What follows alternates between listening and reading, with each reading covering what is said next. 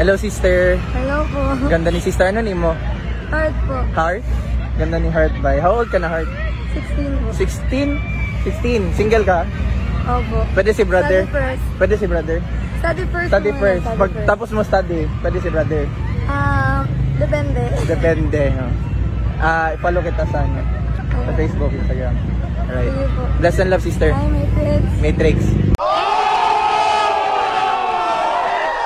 Mga kapenyo, tirahin na natin itong may init na issue ngayon. Pasok, intro!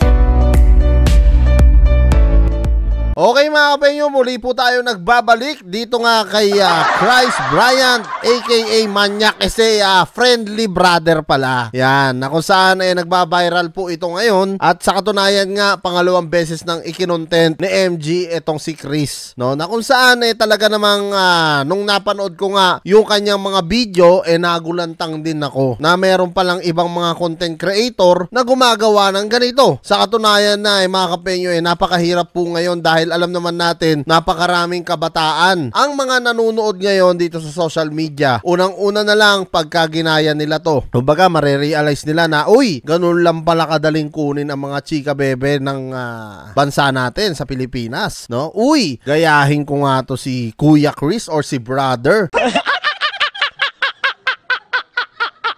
Na kung saan magi-interview ako kunwari ng mga minor de edad at doon ko na kikilalanin, doon ko na lalandiin. That is what you call Hokage moves. At doon ko na mamanyakin. Putang ina. Malupit ka talaga, Chris. Alam naman natin mga kapenyo yung background nito at napanood ko na nga no na kung saan matataas daw na opisyal no sa Davao ang pamilya nito. Pero ang akin lang mga kapenyo no, parang alam kaya ito ng kanyang pamilya? Kasi unang-una sa lahat mga kapenyo, kung alam ng pamilya niya to talagang sigurado no, malilintikan to kung nasa gobyerno ang kanyang pamilya talaga. Dahil unang-una sa lahat, kahit man siguro ako ang kapatid nito o anak ko to, hindi ko ito tolerate to kasi nasa gobyerno ako no? Mas lalong alam mo yun, masisira ang aming pangalan, yung reputasyon na ginawa namin, no? Yung kalinisan na ginawa namin sa Davao, madudumihan lang ng gunggong na to.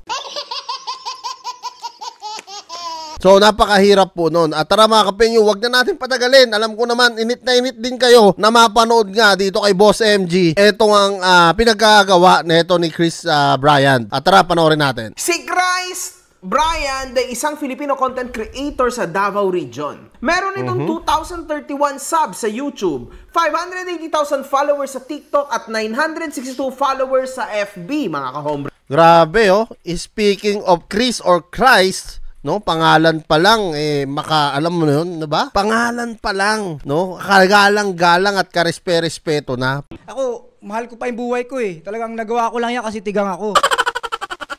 Pero bakit ganun yung naging content mo, brother? No, na kung saan dapat, alam mo yun, yung kasabihan ni Smaglas, hindi mo na sana ginawa, pinagmamalaki mo pang hinayupak ka. Dumi-dumi mo!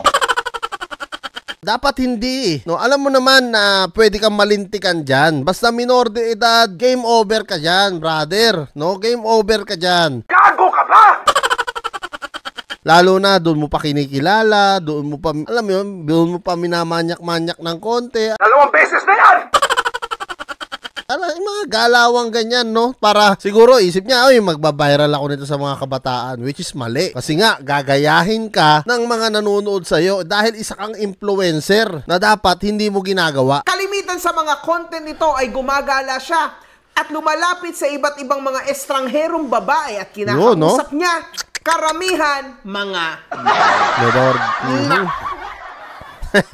pagka menor ang usapan,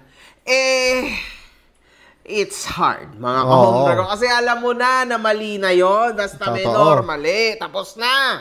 Tinatawag niya po ang kanyang mga fans na brothers and sisters. Hello, brothers and sister. Oo, tinatawag niya ganon para medyo, alam mo yun, kagalang-galang talaga. Tapos ngayon, tututukan niya ng video yung mga minor de edad na kung saan, pag tinutukan niya ng video, syempre yung iba mahiyain, nahihiya, doon niya nasasamantalahin yung pagiging makapal ng mukha. Okay nang ina. Ang lupit mo talaga, Chris. Say, brother na may konting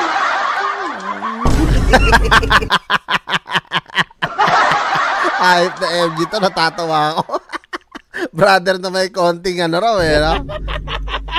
Nagkaroon ng issue si Christ o Chris noon kung saan nahuli to ng PIDEA. A popular local vlogger may using issue Chris na pala Bryant to. as a profile name was apprehended by members of PIDEA and Ayun. NBI Southeastern Mindanao Regional Office at a bar in Maa, Davao City on Friday evening, August 16, 2024, about a year ago, mga kahombre ko. Ayun, endgame na to mga kapengyo. Hindi na ako magtataka bakit ganito ang mga content nito. Nakagawa na pala ng, alam mo yun, nakagawa na ng konting ano pala to eh, no? So, kumbaga, sa history niya, no, sa records niya, eh makikita mo na yung mga galawan niya ganyan, no. Inuunti-unti lang niya hanggang siyempre napuna siya. Nakita siya ng iba na uy, medyo mali yata ang ginagawa nito ah. Kumbaga, yung mga minor de edad, siyempre gustong-gusto 'yan. Yung kumikilala ka ng babae, ganyan yung ginagawa mo. Pero ang nangyayari kasi dito mga kapengyo, lumiliit or bumababa ang tingin ng mga kalalakihan, no, sa mga Pilipina. Kasi kumbaga, pinapakita niya rito, isinoshow niya sa atin lahat na ganito ko lang kadali, no, makikilala o matitikman etong mga babaeng ito. So, kumbaga, gagayahin ka ng mga nanonood sa'yo, brother. Kaya, brother, ngayon pa lang, ako na nagsasabi sa'yo, tigilan mo yan. Hindi maganda yan. Sigurado, kalaboso ang bagsak mo yan. At baka mamaya, mapasama ka pa, matira ka pa ni Peryong. Putang ina. Mas masakit na senaryo yun pag napunta ka pa sa tulpo, di ba? Netizens, Chris Bryant Oncada or brother's interpretation of his cause, bless and love, and his method of meditation was different. As he had mentioned, and his actions also related to, this caught the attention of the authorities who promptly conducted a bypass operation at the bar in Barangay Maa, where Oncada was running a small business selling items like printed t-shirts and reportedly some vapes. Matagal na nating surveillance. Actually, we arrested. So, kumbaga, may history na talaga siya ng mga kalokohan, mga kapengyo. May mga kababalagan na talaga siyang ginagawa. Bukod pa dito sa kanyang pagbablog. Yung grupo niya, no, in Region 13, no, sinusundan natin sila. And ito siya ang tinuturo ng mga nahuli doon na kasabwat nila dito sa Davao. Ayun. Illegal, mga kahombre ko, kaya nakulong to, no? When it was confirmed that the suspect was selling to undercover authorities. Ayun, nako po. The vlogger was immediately arrested. Game over! Ay, nako! Game over. Meron! Brother, no, may history ka na pala. Mas lalo kang delikado rito. Lalo na minor de edad, no, yung mga kinikilala mo sa social media. At dito, talagang kinukuha mo pa yung mga cellphone number nila. Ini-interview mo ng medyo may mga kababalaghan ng konti, no, at medyo may kabastusan. Yari ka rito, brother. Kaya talagang ngayon pa lang, brother, tigil-tigilan mo. Yung kamanyakan mo. That is what you call Hokage mobs. Ka-friendlyhan mo, no? Dahil dali ka talaga dito. Nitong isang video na sinaad ng babae na siya'y 16 years old. At tinanong ni Chris kung pwede ba daw maging sila. 28 to 29 years old na po itong Chris or Christ kung ano mang basa dito. Kung ano mang tawag sa kanya, yes. So, Hello, sister. Hello po. Ganda ni sister. Ano name mo? Heart po. Heart? Ganda ni Heart by. How old ka na, Heart?